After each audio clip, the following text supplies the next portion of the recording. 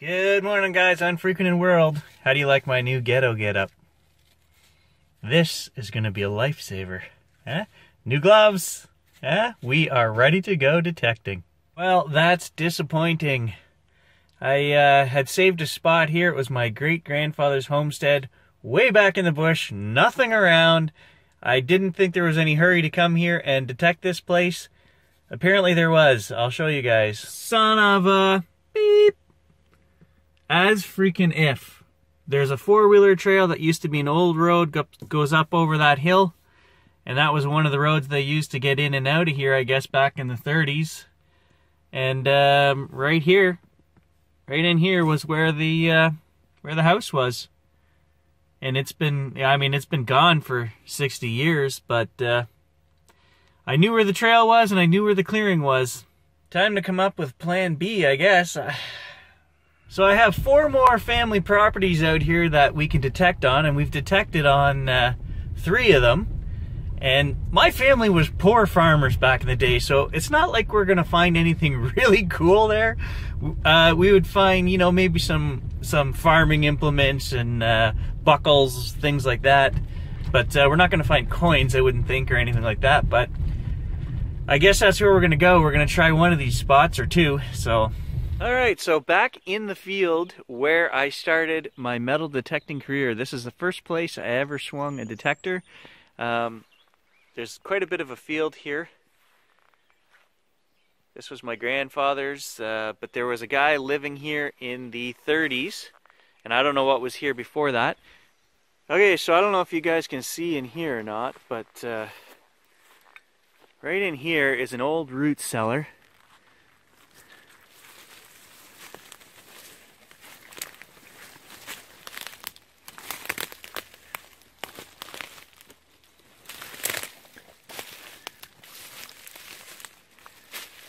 Right in here.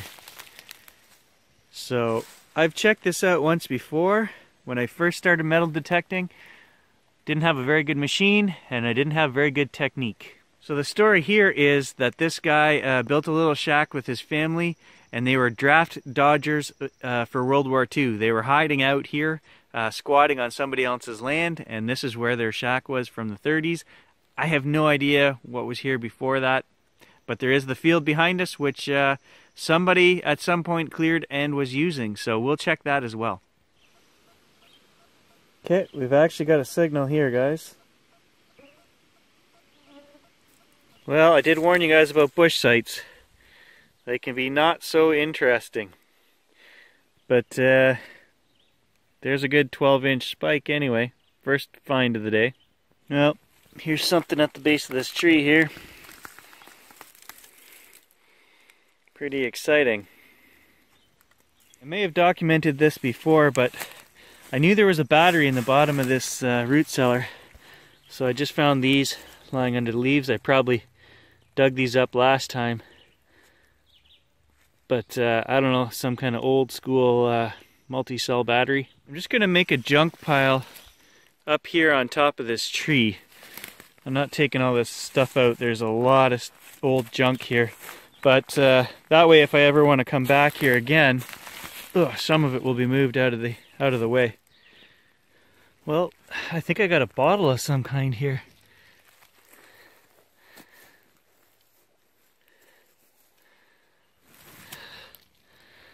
It's quite a ways down there. Got it now. Ho ho ho! And it's still got moonshine in it. What? It's intact.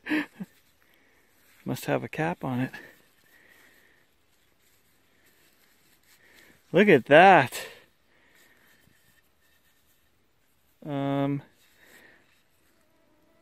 What would that have been used? So it's got a triangle with a letter C in it here and the number 4 there, but my mind always goes to booze. I don't know, but I mean, it could have been anything, right? It does look to me like a big booze jar. I don't know. I had to go back to the car and try out the new bug net. They just bite me all over the face as I'm working here. It's we'll see if this works. So apparently there's more in the hole. And there it is. Working hard. Cut some barbed wire here. These guys online tell me it's worth a mint. But, whoa, is it ever hard to get out of here. So I got about 8 feet here that I've dug out of the roots. And it goes up behind that tree, and it's still going. So, I mean, I don't know. But apparently, I would never think about it, but apparently guys collect it, and there's all different kinds, and they can tell you what age it is, and yada, yada, yada. So if anybody wants some barbed wire, give me a call. You know, as it's been here a while, guys, because it goes under this tree here. It's kind of locked in there somehow underneath, and then it goes back under the ground underneath this freaking tree. Well, look at the size of that tree. So, you know, it's been here 100 years. Not saying that tree's 100 years old, but that's how old this is. I know it. You know, 2 things about this barbed wire. It's still been sharp 100 years later. Probably gonna need a tetanus shot. And the second thing is it's staying here. I'm not breaking that out of there. Oh my God, that was tiny. That took forever to find. I was getting a good signal here, and I don't think this is what the signal was, but the pinpointer was going off. What would that have been from? That is, that's tiny, tiny, tiny. Like just over a centimeter long. Very, very fine. Looks like some kind of spring. Maybe at one time. Well, a little triangle. Don't know what that is. That came out of the same hole as the spring. I think that's what was giving me the good low 80 signal. Old wire. There's part of a little square nail.